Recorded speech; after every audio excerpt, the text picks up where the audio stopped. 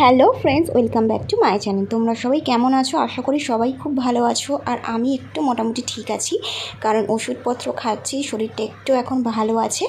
তো অম্বুবাচী তো এখনও চলছে। তো স্নান করে সবার প্রথম আমি কিন্তু পুজো দিয়ে নিয়েছি। তো মাটিতে একটা কাগজ পেতে তাতেই আমি পুজো দিয়েছি আর ধূপ জ্বালিয়ে দিয়েছি। ব্যাস এটাই আমি প্রত্যেক দিনই কিন্তু করি। তো চলো, আজকে কিন্তু একটা বাড়িতে স্পেশাল রান্না হবে, সেটা হচ্ছে মটন। তোমরা তো থাম্বনেল দেখে বুঝেই গেছো। তো কিভাবে রান্নাটা হয় সবটাই কিন্তু তোমাদের সাথে আমি শেয়ার করব।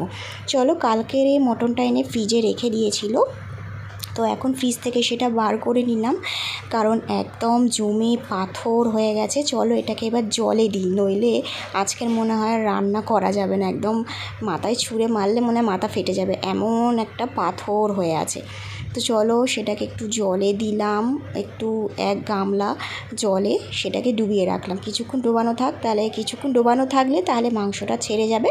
ততক্ষণে আমি আমার অন্যান্য কাজগুলো চলো চটপট সেরে নিই।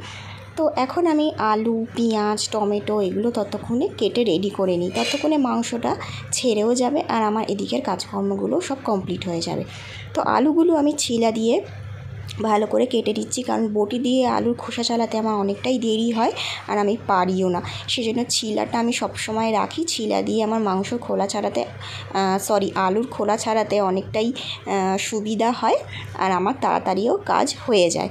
তো চলো ছিলা দিয়ে আলুগুলোকে সব কেটে নিলাম। আর মাংসর জন্য তো একটু বড় বড় করে আলু কেটেছি। টমেটো, পেঁয়াজ, আদা বাটা, রসুন বাটা সমস্তটাই আমার ফ্রিজে রাখা ছিল, পেস্ট করে রাখা। এগুলো আমি কেটে নিয়েছি। আর ততক্ষণে দেখো মাংস থেকে একদম বরফ ছেড়ে গেছে। তো আমি জলটা ফেলে দিলাম। এবার মাংসটাকে ম্যারিনেট করে রাখতে হবে। পেঁয়াজ, টমেটো, একটু হলুদ গুঁড়ো, লঙ্কার গুঁড়ো, তারপরে দিতে হবে একটু জিরে গুঁড়ো, তারপর দিয়ে দিচ্ছি আদা বাটা, তারপরে রসুন বাটা সমস্তটাই দিলাম। তারপর একটু নুন দিতে হবে। নুন দেওয়ার পরে একটু সর্ষে তেল দিয়ে দিলাম কাঁচা। তারপরে ভালো করে মাখিয়ে কিছুক্ষণ 5 থেকে 10 মিনিট রেখে দিলাম।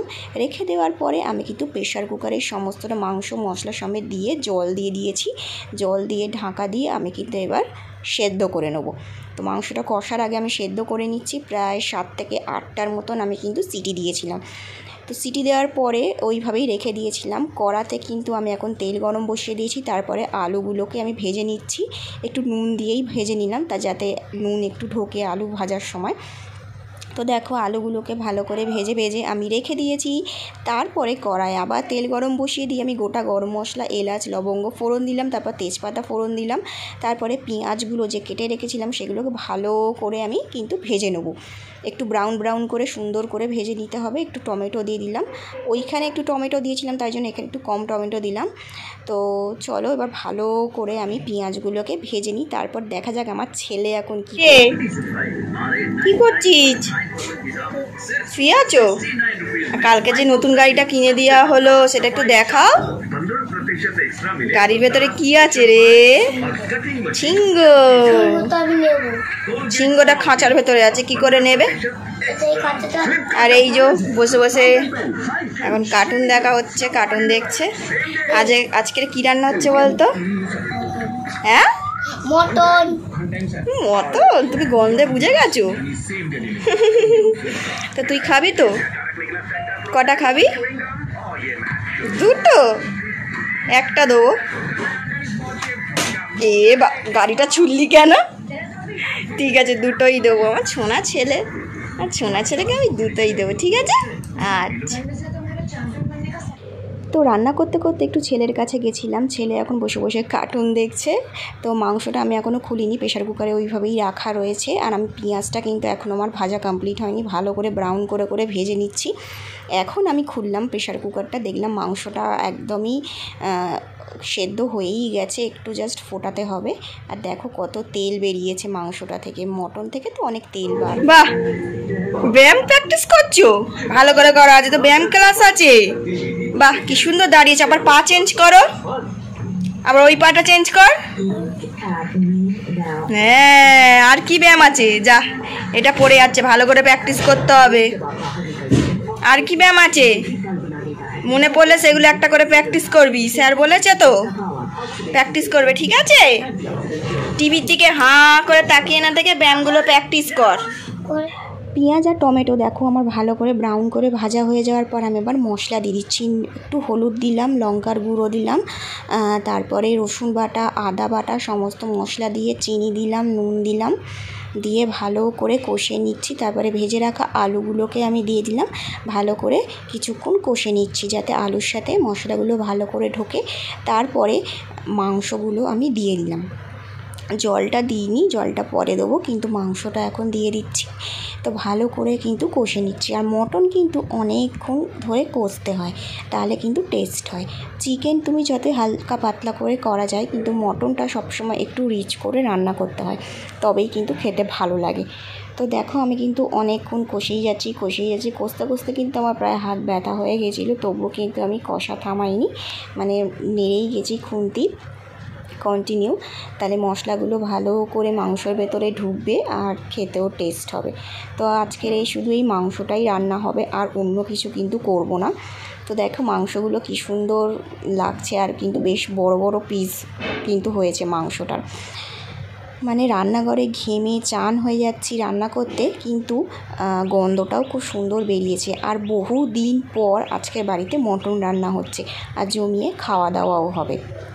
এই কদিন সিম্পল রান্না হয়েছিল, আজকের কিন্তু একটু মটন খাওয়ার ইচ্ছা হয়েছিল, তাই জন্য নিয়ে এসেছে। আর সেদ্ধ করার যে জলটা ছিল সে জলটা দিয়ে দিলাম, তারপর কিছুটা একটু নর্মাল জলও দিয়ে দিলাম, দিয়ে 1 কড়া জল দিয়ে দিলাম, কারণ আলুগুলো অনেকটাই শক্ত, তো দিয়ে ঢেকে রেখে দিলাম। তারপরে গ্যাসটা একটু আস্তে করে দিয়েছিলাম। তারপরে চলে এলাম একটু ঘরে, ছেলের পাশে একটু বসলাম, কারণ প্রচণ্ড গরম লাগছে, ঘাম লাগছিল, সেজন্য আমি একটু ছেলের পাশে এসে একটু বসলাম একটু ঘরে। তারপর কিছুক্ষণ পরে আবার আমি রান্নাঘরে গেলাম, গিয়ে দেখলাম জলটা অনেকটা ফুটছে, ঝোলটা, আলুগুলোও সেদ্ধ মোটামুটি অনেকটাই হয়ে গেছে, মাংসটাও তো সেদ্ধ হয়েই এসছে। তো মাংস কিন্তু আমার হয়েই গেছে, বেশিক্ষণ সময় লাগলো না, যেহেতু আমি সেদ্ধ করে নিয়েছিলাম বলে, সেজন্য। অনেকে মাংস পুরো ডাইরেক্ট কড়ায় ফোটায়, তাতে আমি মনে করি গ্যাস বেশি পড়ে, সেজন্য আমি সেদ্ধ করে নিয়েছি আগে থেকে। যাই হোক, মাংস কিন্তু আমার কমপ্লিট হয়ে গেছে। আমি উপর থেকে একটু গরম মশলা ছড়িয়ে দিচ্ছি, তারপরে ভালো করে খুন্তি দিয়ে আমি নাড়িয়ে দিচ্ছি। অনেকে গরম মশলা দেওয়ার পর নাড়ায় না, এক জায়গায় রেখে দেয়, কিন্তু আমি মনে করি গরম মশলাটা এক জায়গায় থেকে যাবে, সেজন্য ভালো করে খুন্তি দিয়ে নাড়িয়ে চারিদিকে করে দিলাম। তারপর একটা গামলার মধ্যে ঢেলে নিচ্ছি। তো দেখো মাংসর গ্রেভিটা কিন্তু এই রকম হয়েছে, খুব বেশি ঝোলও রাখিনি আর খুব কম ঝোলও নয়, মোটামুটি একটা লেন্থ মতন রেখেছি। এটা কিন্তু দুবেলার রান্না হয়েছে আমাদের আজকের। তো এই যে ভাত আর এই মাংস দুবেলার মতোই করে রেখেছি, ব্যাস রাত্রেবেলা আর কিছু করতে লাগবে না। মাংসটা দেখতে দেখো কত সুন্দর হয়েছে, আর খেতেও কিন্তু অনেকটা টেস্ট হয়েছে। আমি চামচে করে একটুখানি খেয়ে দেখেছি, মানে নুনটা ঠিক ছিল কি না, খেয়ে দেখলাম যে সত্যি খুবই ভালো হয়েছে, মানে এই একটা তরকারি দিয়েই খাওয়া কিন্তু হয়ে যাবে। তো রান্না হয়ে যাওয়ার পর গ্যাসটা পরিষ্কার করে নিলাম, তারপরে ছেলেকে খাওয়াতে বসে পড়েছি, খাইয়ে ওকে সোজা ঘুম পাড়িয়ে দিলাম। তারপরে আমরা খেতে বসেছি, আমি, শাশুড়ি আর আমার বরের তো খাওয়া হয়ে গেছে। তো 2 পিস মাংস নিয়েছি, একটু ঝোল নিয়েছি আর 2টো আলু নিয়েছি, ব্যাস এই দিয়েই কিন্তু খাওয়া আমার কমপ্লিট হয়ে যাবে। তো মাংস দিয়ে ভাত খেতে সত্যি কিন্তু খুবই ভালো লাগে। আগে আমি মটন খেতাম না, বিয়ের আগের কথা বলছি, কিন্তু বিয়ের পরে সত্যি মটন খাওয়া শিখেছি। আমার বর শিখিয়েছে, জোর করে বলছিল একদিন খেয়েই দেখো না, খেতে খারাপ নয়। তো খেয়ে দেখলাম সত্যিই খারাপ নয়, খুবই ভালো। এখন আমার মনে হয় চিকেনের থেকে মটনটাই বেশি প্রিয় হয়ে গেছে, এতটাই ভালো লাগে। তো অনেক দিন পরে একটু পেট ভরে আর মন ভরে ভাত খেলাম, মানে এই গরমের জন্যে। তারপরে খেতেই পারতাম না দুপুরবেলা করে ভাত, আজকের একটু সত্যি পেটটা ভরে অনেকটাই ভাত খেয়ে নিলাম। তো খাওয়া দাওয়া করে বাসন যে কটা ছিল মেজে নিলাম, মেজে নেওয়ার পর ফ্রিজে আইসক্রিম রাখা ছিল আর একটু মাজা ছিল, মাজাটা খাবো না, একটু স্প্রাইট বের করলাম, কারণ রিচ খাবার খাওয়া হয়েছে যেহেতু স্প্রাইটটা খেলে মানে হজম হয়ে যাবে। তো তার আগে খেয়ে নেবো আইসক্রিমটা। চলো আমি আমার ঘরে চলে যাই আগে। ঘরে এসে এই দেখো আমার ছেলে কিন্তু ঘুমিয়ে পড়েছে, ওকে ঘুম পাড়িয়ে দিয়েছি। সিলিং ফ্যান, টেবিল ফ্যান দুটোই চালিয়ে দিয়েছি, নইলে আমার ঘরে একটা ফ্যান চালিয়ে ঘুমানো যায় না, সেজন্য 2টো পাখা চালিয়ে দিয়েছি। চলো সবার আগে আইসক্রিমটা খাই। আইসক্রিমটা কিন্তু খুবই সুন্দর। আমার বর মানে আসার সময় নিয়ে এসেছিলো, একটু আড্ডা মারতে বেরিয়েছিল, তারপরে আইসক্রিম কিনে নিয়ে বাড়িতে এসছে। খুব সুন্দর খেতে আইসক্রিমটা, বিশেষ করে আইসক্রিমের বাটিটা খুব সুন্দর, দেখো সরু একটা ছোট্ট গ্লাসের মতন, খুব সুন্দর আইসক্রিমটা খেতে, কাজু পেস্তা বাদাম এইগুলো দেওয়া আছে আইসক্রিমটাতে, দারুণ খেতে আইসক্রিমটা। আর মুখে বাদাম পড়ছিল, আমি ভাবলাম এটা কী, তারপর দেখলাম যে মুখে বাদাম, মানে আইসক্রিমটা ভীষণই সুন্দর টেস্ট। তো খাওয়া হয়ে গেল আইসক্রিমটা। তারপরে আমি ছেলের গায়ে একটু হাত চাপড়ে দিলাম, ও একটু উঠে পড়েছিল তো ওকে চাপড়ে দিলাম, আবার ঘুমিয়ে পড়েছে। তো এবার আমি স্প্রাইটটা খাবো। সব কিছু তাড়াতাড়ি খেতে হচ্ছে কারণ হাতে বেশি সময় নেই, 3টে বাজে এখন, একটু আধ ঘন্টা আমি শোবো, তারপরে আবার 3:30টার সময় উঠে পড়তে হবে। ছেলের ইয়োগা ক্লাস আছে, মানে ব্যায়াম ক্লাস আছে, ওকে ব্যায়ামে ভর্তি করিয়েছি, মানে পুরো 4টে থেকে ক্লাস শুরু হয়, তার জন্য আমাকে খুব তাড়াহুড়ো করতে হয়। তাড়াহুড়ো করে খেয়ে দিয়ে আইসক্রিম খেয়ে স্প্রাইট খেয়ে একদম শুয়ে পড়লাম। তো ছেলেটাকে একটু পরেই ঘুম থেকে তুলতে হবে, কারণ ওর ব্যায়াম ক্লাস আছে সেজন্য। তো আমার তো একটু আজকের ঘুম হবে না, একটু রেস্ট নিই ততক্ষণ। তো দেখো 3:30 বেজে গেছে, আমিও ঘুম থেকে উঠে একটু রেডি হয়ে নিলাম আর ছেলেকেও রেডি করে দিলাম। ছেলে এখনও ঘুম ভাঙেনি।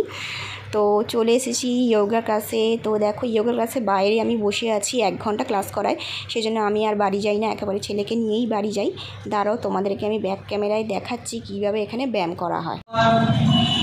2, 3, 4, 5, 6, 7, 8, 9, relax, 10. 1,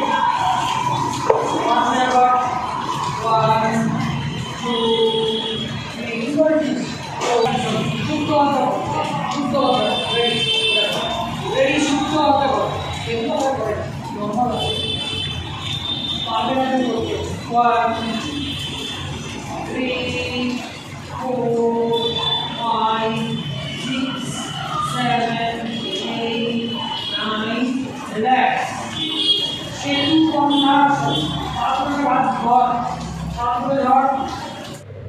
তো ব্যায়াম ক্লাস থেকে বেরিয়ে পড়লাম, এখন প্রায় বিকেল 5টা বাজে। দেখো কত রোদ্দুরের তাপ। তো চলো এখন বাড়ির দিকে যাই, অনেকটাই বিকেল হয়ে গেছে।